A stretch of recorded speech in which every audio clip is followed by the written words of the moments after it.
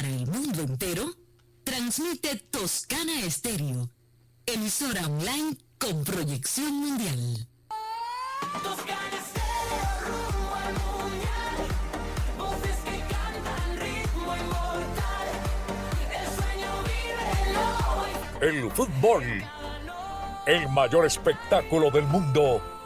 Y en las canchas, rueda el balón. Toscana Estéreo nos lleva al campeonato 2026. Noticias, historias, datos, curiosidades y toda la emoción del evento orbital. Dirección del experimentado James H. Marulanda Quintero. Toscana Estéreo, rumbo al mundial. ¡Bienvenidos! Amigos, ¿qué tal? Sean todos ustedes bienvenidos a esta cita de los sábados. Toscana Estéreo, rumbo al mundial. Hoy les traeremos a ustedes historias, anécdotas, hechos, sucesos, todo cuanto ha acontecido alrededor de los mundiales de fútbol. Y para empezar, pues vamos a hablar del Campeonato Mundial del año de 1950, que tuvo como sede la República del Brasil. El Campeonato Mundial de 1950 fue quizás uno de los más atípicos, emocionantes y para los locales traumáticos de la historia. Fue el torneo que marcó el regreso del fútbol tras 12 años de silencio. A diferencia de todos los demás mundiales, el de 1950 no tuvo una final directa. El torneo se dividió en dos grupos.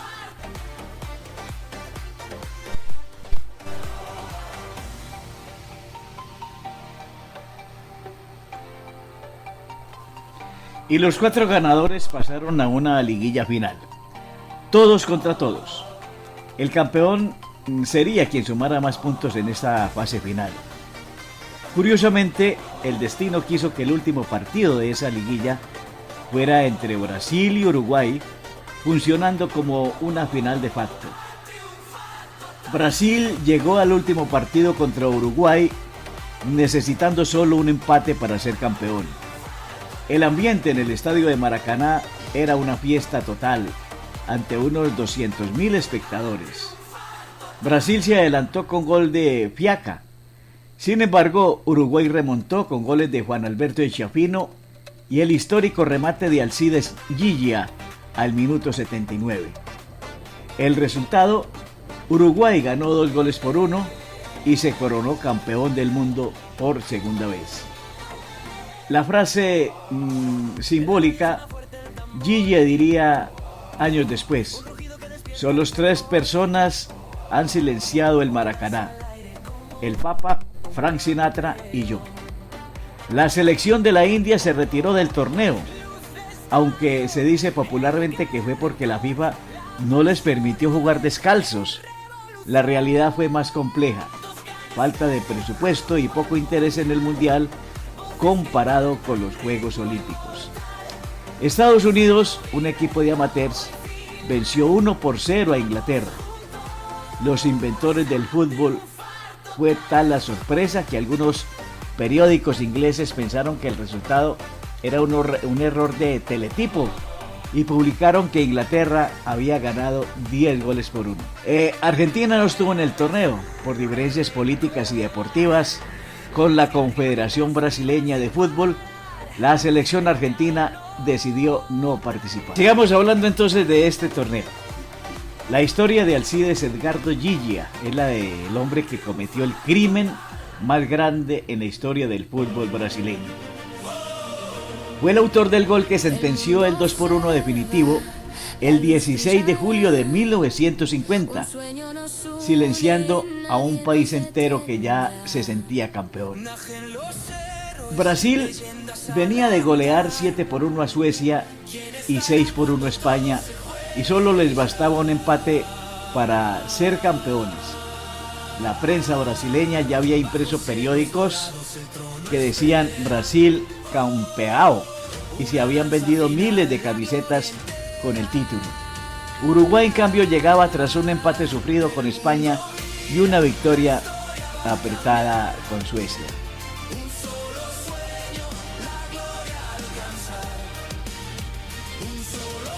La jugada del gol, minuto 79.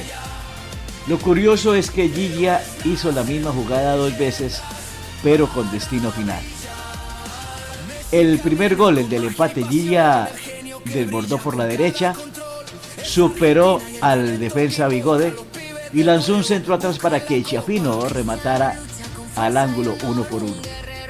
Unos minutos después, Giglia volvió a escaparse por la banda derecha. El portero brasileño Moacir Barbosa, pensando que Giglia repetiría el centro, se despegó del primer palo para interceptarlo. Giglia notó el hueco y en lugar de centrar, sacó un remate rastrero y potente que se coló entre el poste y el arquero. Giglia contaba que lo más impactante no fue el gol, sino lo que vino después. El estruendo de casi 200.000 personas desapareció instantáneamente. Se dice que el silencio era tan pesado que se escuchaba el llanto de los niños y el sonido de los balones chocando. Uruguay aguantó los últimos 10 minutos y se llevó la copa Jules Rimet. Consecuencias de su gol. Brasil estaba tan traumático que decidió que su uniforme blanco con cuello azul tenía mala suerte. 3 años después, crearon la famosa camiseta verde-amarela que usan hoy. El portero Barbosa fue culpado de la derrota por el resto de su vida, viviendo casi como un paria en su propio país. Giglia fue el último jugador de aquel equipo uruguayo en fallecer. Lo hizo exactamente 65 años después, el 16 de julio de 2015, el mismo día del aniversario del famoso Maracanazo. Aquel día el estadio parecía un cementerio. Fue la única vez en mi vida que escuché algo más fuerte que el ruido del silencio. Esto lo dijo Alcides Giglia. El trono espera ya. El mundo es... Este es el mundial. Pero ¿quién era Alcides Giglia? Vamos a hacer una semblanza del uruguayo que le dañó la fiesta al equipo brasileño. Parece que el destino de Alcides Giglia estaba inscrito con tinta de leyenda. Para entender su magnitud hay que ver más allá de ese minuto 79 en el Maracaná. Aunque es el máximo ídolo uruguayo, Giglia también tuvo una carrera estelar en Italia. Después del Mundial fue fichado por AS Roma, donde se convirtió en capitán y leyenda. Curiosamente, Giglia jugó para la selección de Italia como oriundo, entre comillas, en las eliminatorias para el Mundial de 1958. Es de los pocos jugadores en la historia que han defendido a 2 potencias mundiales. El gol de Giglia fue la gloria para él, pero la condena perpetua para el arquero brasileño Barbosa. Giglia siempre sintió empatía por él. Decía que era injusto que a Barbosa se le culpara de por vida por un error técnico, mientras que a él se le divinizaba. Años después se fundieron en un abrazo histórico, demostrando que el fútbol es mucho más que un resultado. El destino de Giglia fue casi poético. Falleció el 16 de julio del año 2015. Murió exactamente el día que se cumplían 65 años del Maracanazo. Era el último sobreviviente de los 22 jugadores que pisaron la cancha ese día en 1950. Con su partida se cerró definitivamente el libro de la hazaña más grande del fútbol uruguayo. Lo que dijo sobre ese momento Giglia, atención, se abren comillas. Mucha gente dice que el gol de 1950 fue lo más importante de mi vida, pero yo siempre digo que lo más importante fue ver a un pueblo entero, el uruguayo, salir a la calle a abrazarse sin importar quiénes eran. Escuchemos la voz de Alcides Giglia aquí a través de Rumbo al Mundial. Un solo juego.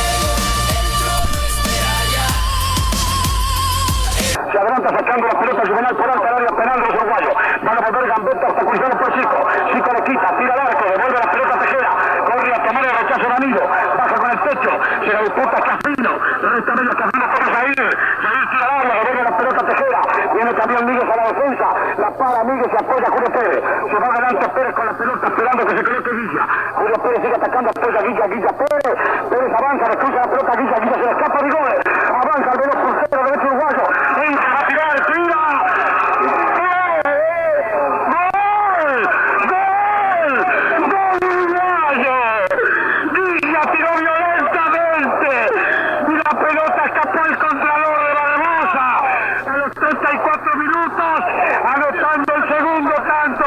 uruguayo, ya decíamos que el gran puntero derecho del conjunto oriental estaba resultando la mejor figura de los uruguayos. Se escapó a la defensa brasileña, tiró en acción violenta, la pelota rasante al poste, escapó el contralor de Barbosa y anotó a los 34 minutos Guilla el segundo tanto para Uruguay.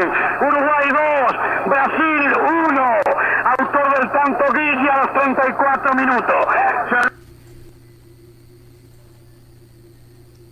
Bueno, el ambiente era fabuloso. Yo creo que si Brasil ganaba va a ser un carnaval, eso, ¿sabes? Sí, la prensa tenía todo ya estipulado, ya fíjate que tenía los títulos Brasil campeón del mundo. Bueno, el estadio era una ovación bárbara. Fíjate que salía la selección brasilera, el estadio, se venía abajo el estadio. Tuvimos la suerte de que el capitán dijo, no, vamos a salir cuando salen ellos. Porque salimos antes o después nos van a silbar. Cuando salen ellos nos van a ovacionar, entonces como si fuera para nosotros. Y justo salimos, cuando vimos que salieron ellos, salimos nosotros. Y fue como una ovación como si fuera para nosotros. Fue muy emotivo. Bueno, el primer gol fue una jugada de Duro Varela, el capitán. Me tiró larga, yo la paré, me enfrenté al marco de punta, le hice unos amagas así, me le fui por el lado izquierdo de él, entré en diagonal y venía Echefino entrando por el costado mío, y yo lo vi, le pasé el protege y Echefino como vino, la agarró, la sorteó y la metió en el ángulo. Ese fue el primer gol, el empate, ¿sabes? Pero con el empate no estábamos conformes nosotros, teníamos que hacer más. Por suerte, después, faltando 11 minutos, tuve la suerte de hacer el gol. Una jugada que hice con mi compañero Dada, que era Julio Pérez. Él avanzó, me dio la pelota, yo avancé, cuando me salió el marco de punta se la devolví y él me metió en la pelota. O sea, yo era muy rápido, sabía que al marco de punta y el va izquierdo no llegaba a cerrarme, ¿sabes? Y me fui en diagonal hacia el arco. Yo creo que el arquero brasilero Barbosa creyó que iba a ser la misma jugada, iba a ser el centro hacia atrás. O sea, entonces se abre un poco largo y me dejó un espacio. Y son últimos segundos que tenía que decidir, ¿qué hago? ¿El pase o tiro al arco? Y tiré al arco, pero justo fue contra el palo izquierdo del golero y se tiró, no llegó a pararla y ese fue el segundo gol que hicimos. Y cuando hicimos el segundo, ya me di cuenta que no nos podían ganar porque el estadio quedó frío, quedó sin silencio enorme. Y los mismos jugadores de Brasil estaban como fríos, ¿sabes? No tuvieron esa reacción que tiene que tener un equipo que va perdiendo, que por lo menos quería empatar. Fíjate que ellos con el empate eran campeones del mundo, porque antes se jugaba por puntos el campeonato del mundo. Pero no tuvieron reacción y llegamos a la final, que el árbitro dio por terminado el partido. Fue una locura para nosotros, ¿sabes? Claro. Fue algo muy emocionante, muy lindo. Para mí fue el mejor gol que hice en mi vida. En este mundial darán la sorpresa. El mundo mira, todo va a comenzar. Bueno, pero ¿quién era el arquero brasileño? ¿A quién le echaron la culpa de la derrota del equipo brasileño? El arquero de Brasil en el fatídico Mundial de 1950 era Moacir Barbosa Nascimento, conocido simplemente como Barbosa. Su historia es considerada la más triste y cruel de la historia del fútbol brasileño, ya que pasó de ser el mejor portero de su país a convertirse en el eterno culpable del maracanazo. Aquí les vamos a resumir esa historia. Antes de 1950, Barbosa era un ídolo indiscutible. Jugaba en el Vasco da Gama, en el legendario equipo conocido como el Expreso de la Victoria y era admirado por su agilidad, su valentía para salir a los pies de los delanteros y por no usar guantes. En el gol de Gigia, el 2-1, Barbosa cometió un error de cálculo. Gigia había centrado en el primer gol de Uruguay. En la jugada definitiva, Barbosa se adelantó un paso esperando el centro nuevamente. Ese pequeño movimiento dejó un espacio entre él y el poste. Gigia pateó directo al arco y el balón pasó exactamente por donde Barbosa acababa de salir. En Brasil la derrota se vivió como un luto nacional y Barbosa fue señalado como el principal responsable. Durante décadas la gente lo señalaba en la calle.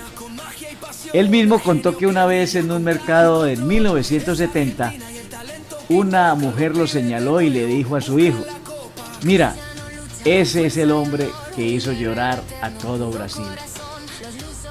Poco antes de morir, Barbosa dijo: en Brasil la pena máxima por un crimen es de 30 años. Yo he cumplido 50 años de condena por un crimen que no cometí.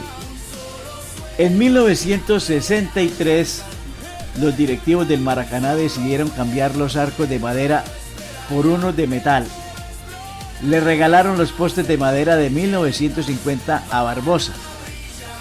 Él, en un acto catártico, invitó a algunos amigos a un asado en su casa y usó los postes del arco como leña para la parrillada, intentando quemar los fantasmas. Barbosa falleció en el año 2000, pobre y solo, pero hoy en día el fútbol brasileño ha intentado limpiar su nombre, reconociéndolo como una víctima de la intolerancia deportiva.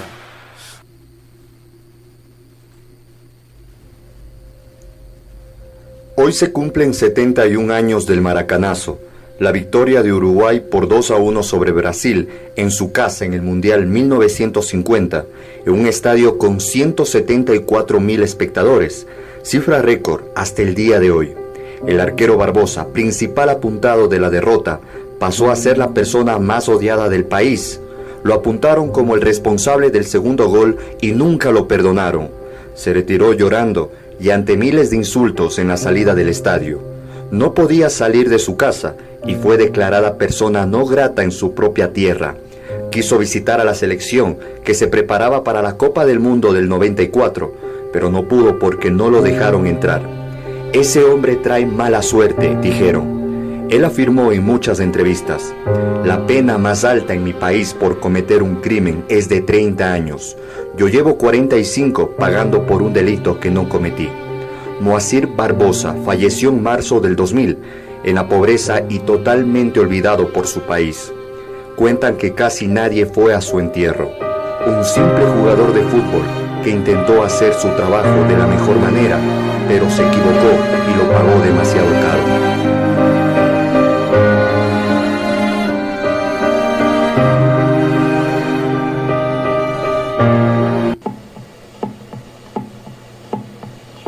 Havia uma jogada da seleção uruguaia sobre o Gigia.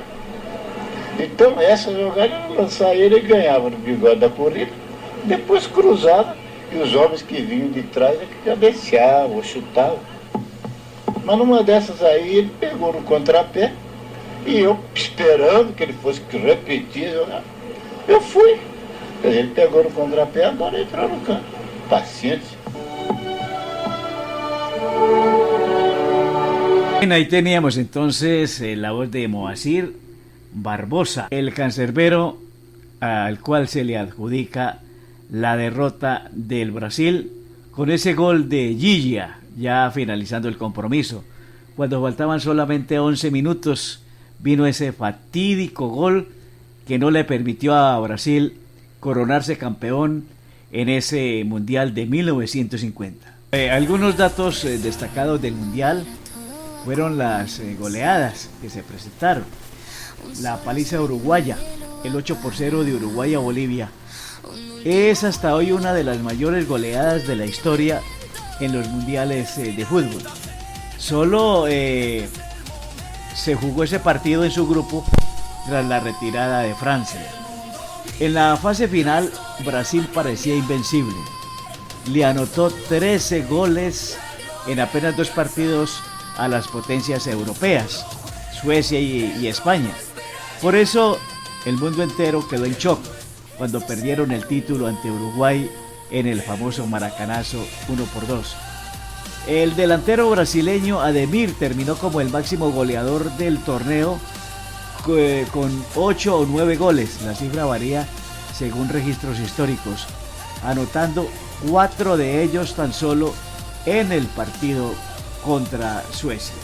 Pero para ese entonces, estoy hablando del Mundial de 1950, todavía no existían las mascotas. Como no habían mascotas, la identidad del torneo se centraba exclusivamente en el póster oficial. El diseño de 1950 es muy icónico. Muestra un calcetín de fútbol, una media con las banderas de los países participantes, destacando el orgullo por el deporte en Sudamérica tras la Segunda Guerra Mundial. Los importantes en ese Mundial de 1950: la Tota Carvajal, quien debutó el 24 de junio de 1950, el mismo día que se inauguró el Estadio Maracaná de Río de Janeiro, Brasil, y se despidió el 19 de julio de 1966 en el Wembley de Londres, Inglaterra. Ahora vamos a invitar a José Fernando Palomino Posada, quien nos trae una nota importante para todos nuestros oyentes y a la vez quienes ven este programa a través de YouTube. Toscana Estéreo, rumbo al Mundial. ¿Qué tal, José Fernando? Bienvenido. Amigos de Rumbo al Mundial a través de Toscana Estéreo, saludo especial, saludo mundialista. Desde Sintro, Sistema Internacional de Radio Deportiva Online, que se prepara con sus emisoras aliadas en el mundo y sus perfiles de Facebook para la transmisión gigantesca de los partidos del Campeonato Mundial de Fútbol Norteamérica 2026. Y allí con nosotros en Sintro estará Toscana Estéreo de don James Marulanda Quintero. Hoy les voy a hablar en esta serie de programas que he realizado, hablando sobre la biografía, sobre el quién es cada uno de los goleadores de los campeonatos mundiales que se han celebrado hasta el momento. Ya hablamos de Suecia 58, Suiza 54, Brasil 50, Francia 38, Italia 34 y Uruguay 30. Hoy el turno es para Chile, 1962. Tiene una curiosidad. En este campeonato mundial celebrado en Sudamérica, fueron 6 botines de oro, 6 jugadores de diferentes selecciones que alcanzaron 4 goles o llegaron a los 4 goles, que fue la cifra más alta. Y vamos a empezar hablando de Manuel dos Santos Garrincha, Manuel Francisco dos Santos Garrincha, Mané. Nació en Río de Janeiro el 28 de octubre de 1933 en Río de Janeiro. Fallece el 20 de enero de 1983. Conocido como Garrincha o Mané Garrincha, futbolista que jugó como extremo derecho, ha sido catalogado por la FIFA y por varios medios como el mejor regateador en la historia del fútbol. Formó parte de la selección auriverde que ganó la Copa Mundial de 1958 en Suecia y la de Chile en 1962.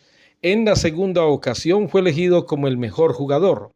Es considerado el mejor puntero derecho de la historia y ocupa el 8º lugar en la clasificación del mejor futbolista del siglo. Se convirtió junto con Pelé en el jugador más querido de la afición brasileña, por lo que lo apodaron la alegría del pueblo.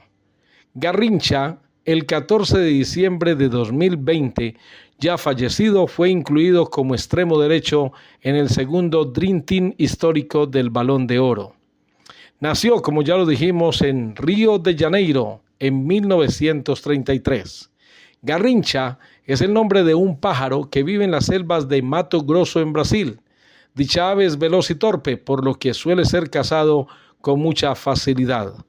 A Mané, sus hermanos Le atribuyeron el sobrenombre Garrincha al considerarlo libre, puro y veloz como aquel pájaro.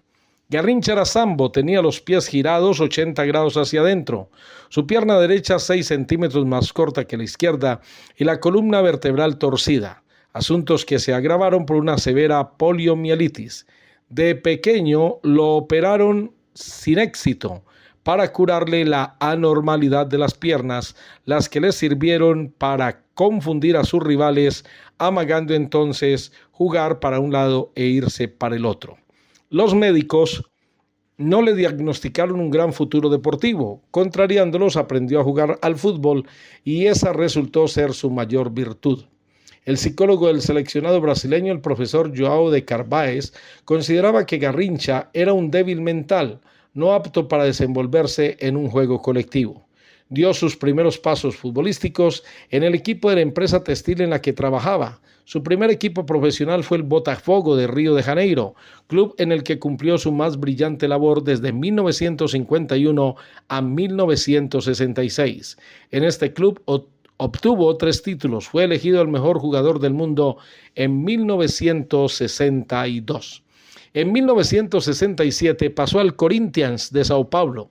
En 1968 llega al Junior de Barranquilla, Colombia, después de una transferencia muy costosa. Su primer partido fue contra Santa Fe en Bogotá.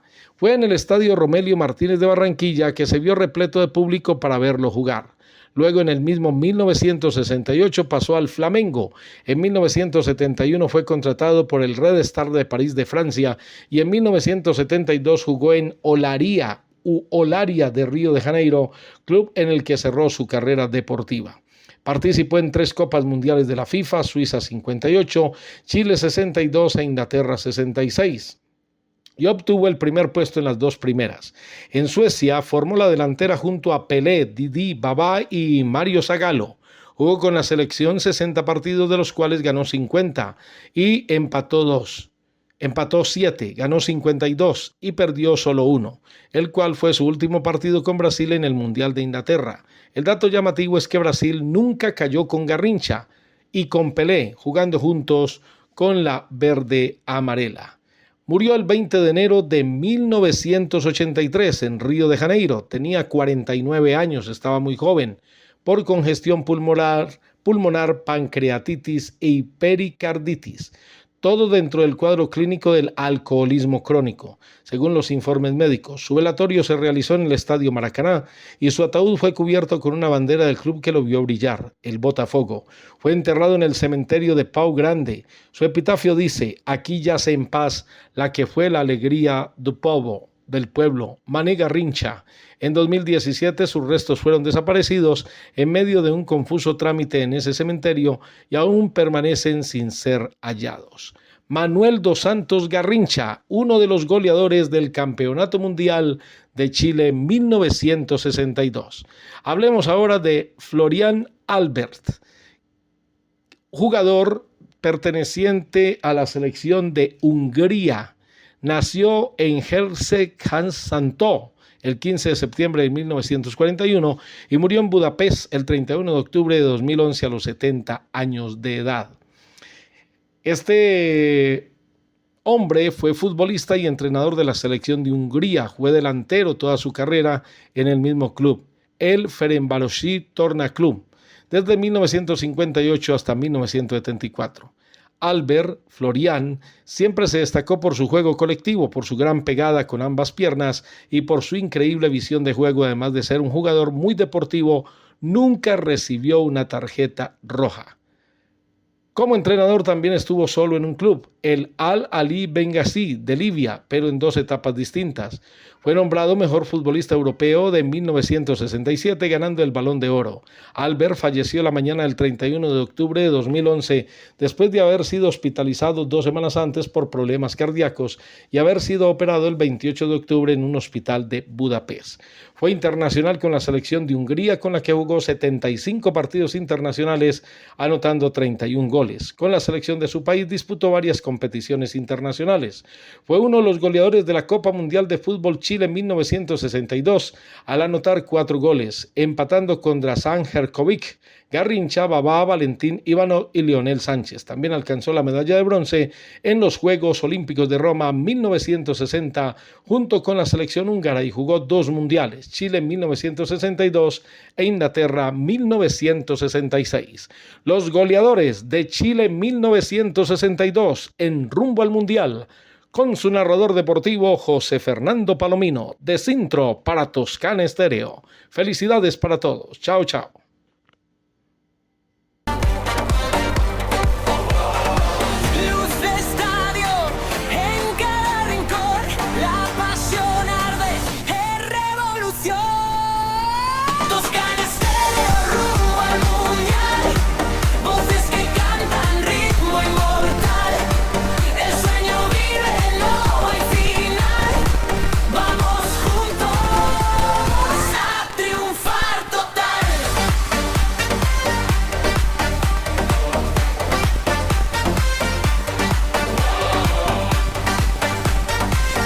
Invitamos de igual manera a Mauricio Tavares Bernal, comentarista de la ciudad de Armenia, para que nos hable también acerca de lo que es el Mundial aquí en Toscana Estéreo. ¿Qué tal, Mauricio? Bienvenido.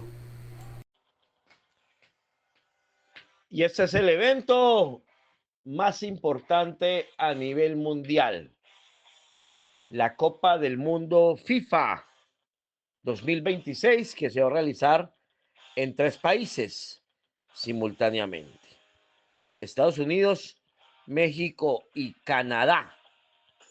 Y exactamente estamos a 158 días para que se inicie este gran evento deportivo, que se iniciará el 11 de junio del presente año. Y precisamente tenemos que hablar de la Copa del Mundo de la FIFA, que se inició en el año de 1930, cuando aquel entonces se llamaba Campeonato Mundial de Fútbol, con la excepción de 1942 y 46, en los que se suspendió debido al desarrollo y las consecuencias de la Segunda Guerra Mundial. Respectivamente, cuenta con 2 etapas principales: un proceso clasificatorio en el que participan más de 200 selecciones nacionales, y en la fase final, realizada cada 4 años en una sede definida con anticipación, en la que en esta ocasión participarán 48 equipos en este presente evento deportivo, que durará cerca de un mes. Ya se han realizado en 22 ocasiones en 8 países, considerados históricamente potencias mundiales. Han alcanzado la Copa de Brasil con la selección más exitosa, con 5 victorias. Alemania e Italia la siguen con 4 trofeos, Argentina con 3, Uruguay y Francia la han ganado en 2 ocasiones, en tanto que Inglaterra y España se han titulado campeones una sola vez. Los equipos europeos han ganado el título en 12 ocasiones, mientras que los suramericanos lo han hecho en 10. Solo 3 equipos de otras confederaciones han llegado a semifinales: Estados Unidos en 1930, Corea del Sur en el 2002 y Marruecos en el 2022. 6 ediciones de Copa del Mundo ha clasificado nuestra tricolor, y en el 2026 será la 7ª entonces. La primera participación fue en 1962 en Arica, Chile. En esa oportunidad, pues, fue la primera vez que llegó a un evento mundialista. El máximo goleador de Colombia ha sido James Rodríguez, con el cual anotó 6 goles en la Copa del Mundo de la FIFA 2014, ganando el botín de oro en ese mundial. Por otro lado, los jugadores con más participación en los mundiales son Carlos Valderrama y Freddy Rincón, que participaron en los mundiales de 1990, 94 y 98. La mejor participación de la tricolor ha sido en el Mundial de Brasil en el año 2014, en donde llegaron a los cuartos de final, terminando en la posición número 5 del torneo, y su peor participación fue en el Mundial de Francia 1998, donde fueron eliminados en la primera fase, terminando en la posición número 21 de ese torneo. Hablamos de Chile 1962. Allí la selección colombiana estuvo en el grupo A, al lado de la Unión Soviética, que obtuvo 5 puntos, Yugoslavia con 4, Uruguay con 2 y Colombia con 1 punto. El denominado empate, que fue el más importante hasta ese entonces mundial, el empate con la Unión Soviética 4-4. Colombia jugó el 30 de mayo de 1962 contra Uruguay, perdió 2-1. El 3 de junio, el 4-4 con la Unión Soviética, y el 7 de junio cerró su participación perdiendo 5-0 frente a la selección de Yugoslavia. Colombia quedó en la posición número 14 en dicho mundial. En Italia 90, luego de 28 años sin ir a un mundial, llegó y pudo participar en este mundial en Europa, dirigidos por Francisco Maturana. En ese entonces Colombia jugó el 9 de junio de 1990, le ganó 2-0 a Emiratos Árabes Unidos. El 14 de junio, Colombia perdió 1-0 frente a Yugoslavia. El 19 de junio, empató 1-1 frente a Alemania, otra gesta apoteósica de nuestra tricolor. Y en los octavos de final, perdió el 23 de junio 2-1 frente a la selección de Camerún. Colombia participó con Alemania, Yugoslavia, Emiratos en el grupo D. En esa ocasión Colombia quedó en la posición número 14. El goleador en ese mundial fue Bernardo Redín con 2 anotaciones. Carlos El Pío Valderrama marcó 1 y Freddy Rincón marcó otro gol. En Estados Unidos, 1994, llegó como la favorita. Participó en el grupo A, al lado de Rumania, Suiza, Estados Unidos y Colombia. El 18 de junio de 1994, Colombia perdió 1-3 frente a Rumanía. Recuerdo yo a George Hagi, que nos marcó un golazo. El 22 de junio del 94, perdió con Estados Unidos 2-1. Y el 26 de junio, Colombia le ganó 2-0 a Suiza. Fue un fracaso total en ese mundial. Recordemos, después fue la desaparición de Andrés Escobar. Colombia en esa ocasión quedó en la posición número 19. El goleador de ese mundial para Colombia fue Adolfo El Tren Valencia con 2 goles. Hernán El Carepa Gaviria, que ya no está, marcó 1. Y Harold Lozano, el Betún, marcó 1 gol. Francia 1998, dirigida por Hernán El Bolillo Gómez. En esta ocasión Colombia estuvo en el grupo G, otra vez frente a Rumanía, Inglaterra, Túnez y Colombia. El primer duelo fue el 15 de junio de 1998. Colombia perdió 1-0 frente a Rumanía. No, nos ha dado Rumanía y Yugoslavia. El 22 de junio, Colombia le ganó 1-0 a Túnez. Y el 26 de junio, Colombia perdió 0-2 frente a la selección de Inglaterra. En esa ocasión, Colombia quedó en la posición número 21 y Leider Preciado marcó 1 gol para ese eliminatorio. Brasil 2014, en donde fue dirigida por José Néstor Pekerman, el argentino. Lamentablemente la gran figura no pudo participar, que fue Radamel Falcao García. Colombia en el grupo C fue primera con 9 puntos, Grecia con 4, Costa de Marfil con 3 y Japón con 1 solo punto. El 14 de junio de 2014, Colombia le ganó 3-0 a Grecia. Luego el 19 de junio le ganó 2-1 a Costa de Marfil. A Japón le ganó 4-1. el 24 de junio en los octavos de final le ganó 2-0 a Uruguay, siendo la gran figura James con un golazo que le hizo, que fue el mejor gol de ese mundial, al arquero Muslera.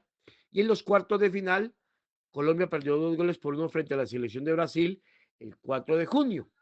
Colombia quedó en el quinto lugar de ese mundial. Como les decía, James Rodríguez, el máximo anotador con 6 goles. Jackson Martínez marcó 2. Juan Guillermo Cuadrado 1. Teófilo 1. Juan Fernando Quintero 1. Pablo Armero 1. Entre los más importantes. Rusia 2018. José Néstor Peckerman también clasificó a la selección colombiana. En el grupo H estuvo con Japón, Senegal y Polonia. El primer duelo lo perdió Colombia 1-2 frente a Japón el 19 de junio. El 24 de junio le ganó a Polonia 3-0. Luego le ganó a Senegal 1-0 el 28 de junio. Y en los octavos de final, Colombia empató 1-1 frente a la selección de Inglaterra. Jerry Mina marcó 3 anotaciones, 3 goles en ese mundial y Colombia fue novena en ese evento mundial. Y se prepara para su debut en el Mundial de Canadá, México y Estados Unidos, la selección colombiana de fútbol. Por ahora, señores, hasta aquí con el día de hoy en Rumbo al Mundial. Un sueño nos une, nadie nos detendrá. Nacen los héroes, leyendas al andar. Bueno, amigos, vamos a darles a conocer todos los resultados de todos los mundiales en la Copa Mundial. En el año de 1930, la sede fue Uruguay, el campeón Uruguay, y el resultado 4-2, y el subcampeón fue Argentina. En el año de 1934, la sede fue Italia, el campeón Italia, resultado 2-1, y el subcampeón fue Checoslovaquia. En 1938 la sede fue Francia, el campeón Italia, el resultado 4-2 y el subcampeón Hungría. En 1950 sede Brasil, campeón Uruguay, resultado 2-1, el subcampeón Brasil. 1954 en la sede fue Suiza, campeón Alemania Federal, resultado 3-2, subcampeón Hungría. En 1958 la sede fue Suecia, el campeón Brasil, resultado 5-2, resultado Suecia. 1962 la sede Chile, campeón fue Brasil, resultado 3-1, subcampeón Checoslovaquia. 1966 la sede fue Inglaterra, campeón Inglaterra, resultado 4-2 en tiempo suplementario, y subcampeón Alemania Federal. En el año de 1970 el campeón fue México, la sede fue México, el campeón Brasil, el resultado 4-1 y el subcampeón Italia. 1974 la sede Alemania, campeón Alemania Federal, resultado 2-1, subcampeón Países Bajos. 1978 la sede Argentina, campeón Argentina, resultado 3-1, subcampeón Países Bajos. 1982 la sede fue España, el campeón fue Italia, el resultado 3-1 y el subcampeón fue Alemania Federal. 1986 la sede fue México y campeón la Argentina, el resultado fue 3-2, subcampeón Alemania Federal. En el año de 1990 la sede fue Italia, el campeón Alemania Federal, el resultado 1-0 y el subcampeón Argentina. 1994 el campeonato se hizo en los Estados Unidos, el campeón fue Brasil, el resultado 0-0, pero en los tiros penal se impuso el combinado brasileño para el subcampeón Italia. En el año de 1998 la sede fue Francia, el campeón fue Francia, el resultado 3-0 y el subcampeón fue Brasil. En el año 2002 la sede fue Corea y Japón, el campeón Brasil, el resultado 2 goles por 0, y el subcampeón Alemania.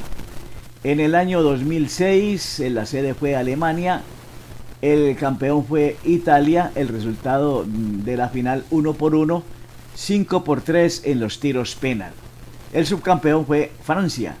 En el año 2010 el campeonato se hizo en Sudáfrica.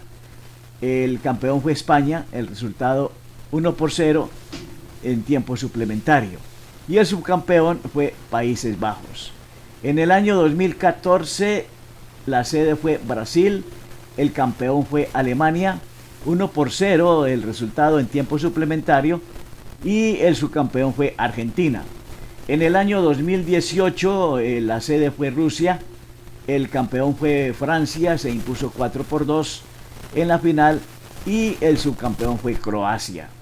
En el año 2022 el campeonato mundial se hizo en Qatar, el campeón fue Argentina, resultado 3-3, 4-2 por tiros penal, y el subcampeón fue Francia. Estos entonces las finales en los 21 campeonatos que se han realizado hasta el momento.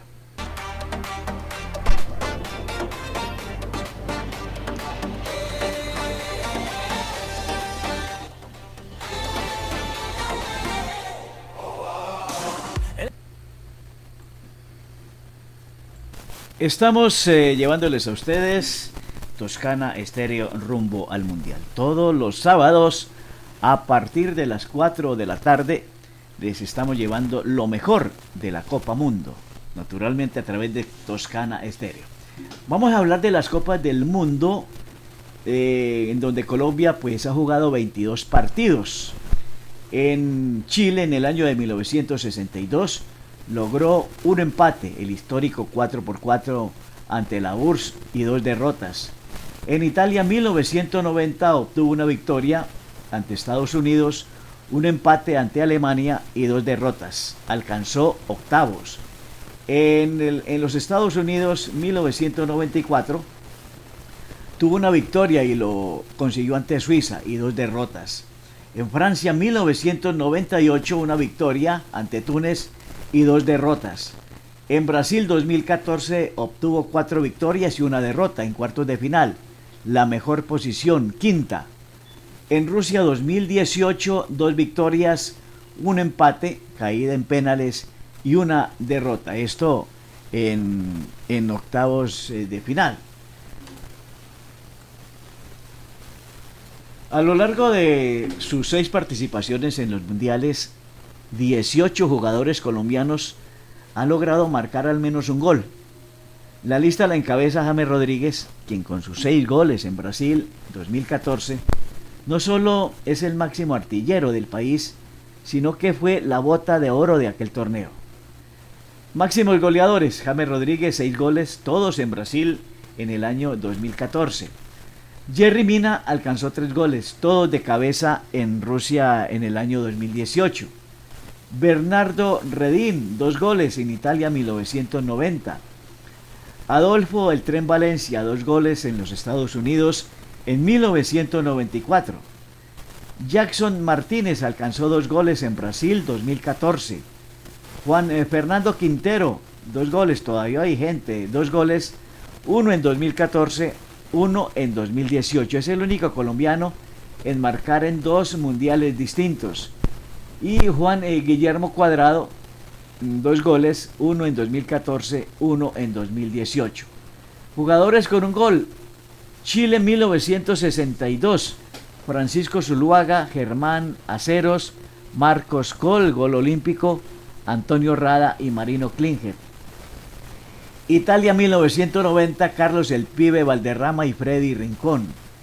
En Estados Unidos 1994, Hernán Gaviria y John Lozano. En Francia 1998 marcó Leider Preciado. En Brasil 2014 lo hizo Pablo Armero y Teófilo Gutiérrez. En Rusia 2018 Radamel Falcao García. Datos destacados: Marcos Col 1962 marcó el único gol olímpico con la historia de los mundiales frente a la Unión Soviética y el legendario Lev Yashin. James Rodríguez, 2014, su gol de volea contra Uruguay fue elegido el mejor gol de ese mundial y ganó el premio Puskás. Jerry Mina, 2018, es el defensa más goleador de Colombia en mundiales y posee el récord de más goles de cabeza en una sola edición, 3.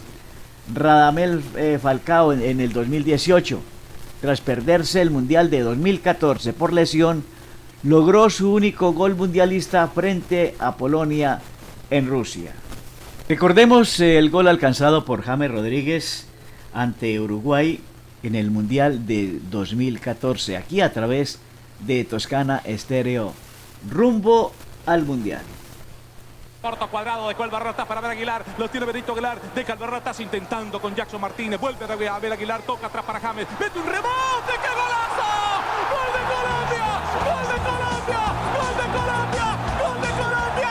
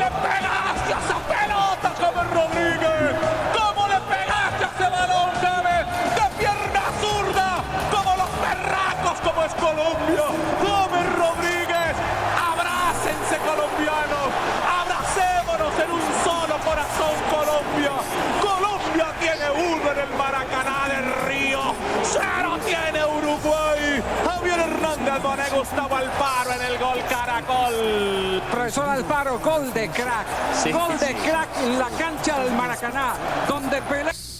Muy bien, y ya para terminar, vamos a hablar acerca de la polémica por el balón en el primer mundial en el año de 1930. Esto como una pildorita del recuerdo, ¿no? El anfitrión Uruguay y la selección de Argentina jugaron la final del primer mundial de fútbol que se celebró en 1930 y que ganaron los charrúas, pero en ese histórico partido hubo una gran polémica por el balón. En esa época no existía un balón oficial y cada equipo quería jugar con el suyo. Los uruguayos afirmaban que, como estaban jugando en su país, lo lógico era que la pelota fuera también local. Para resolver este problema, el afamado árbitro belga John Langenus entró a la cancha de juego con un balón de cada uno de los equipos y lanzó una moneda al aire para decidir con cuál se jugaría. La suerte favoreció a los argentinos. El primer tiempo acabó 2-1 a favor de los argentinos, pero para la segunda mitad se introdujo el esférico uruguayo que propició la reacción de los locales, quienes finalmente consiguieron la victoria 4-2. Un día después de la final, el gobierno uruguayo declaró fiesta nacional por la proeza conseguida. Mientras tanto, en Buenos Aires la policía tuvo que controlar a una furiosa muchedumbre que intentaba asaltar la embajada uruguaya en la capital argentina.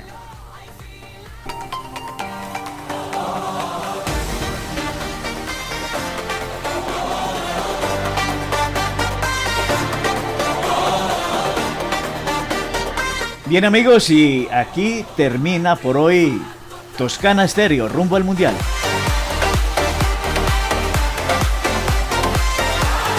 Agradezco la atención dispensada a este programa que hemos realizado con mucho entusiasmo, con mucho cariño para toda nuestra amable afición, para toda nuestra amable audiencia en todo el mundo.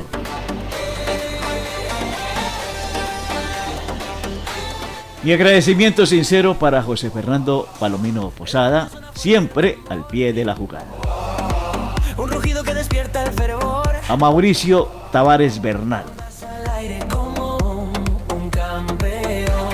quien con su vocación, con su mística, ha estado presente en los programas que hemos desarrollado aquí a través de Toscana Estéreo rumbo al Mundial. Este servidor, James Marulanda Quintero, los está invitando muy cordialmente para que estén de nuevo con nosotros el próximo sábado. No se les olvide y no nos fallen, a las 4 de la tarde.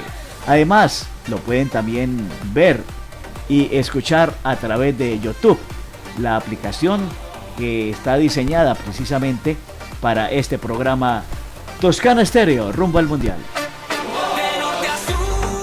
Muchas gracias y cuídense mucho. Las gargantas vibran sin parar en cada nota y ella vuela cruzando el mar con un gol que no puedes frenar.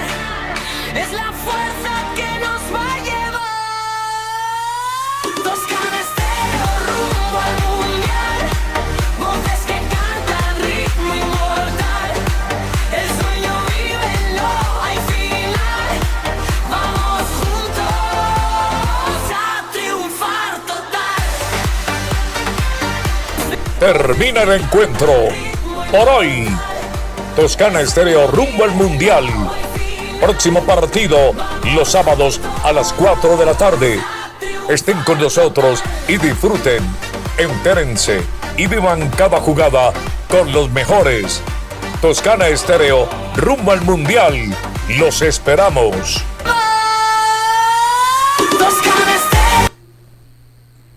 Desde Armenia, Ciudad Milagro de Colombia, para el mundo entero, transmite Toscana Estéreo, emisora online con proyección mundial.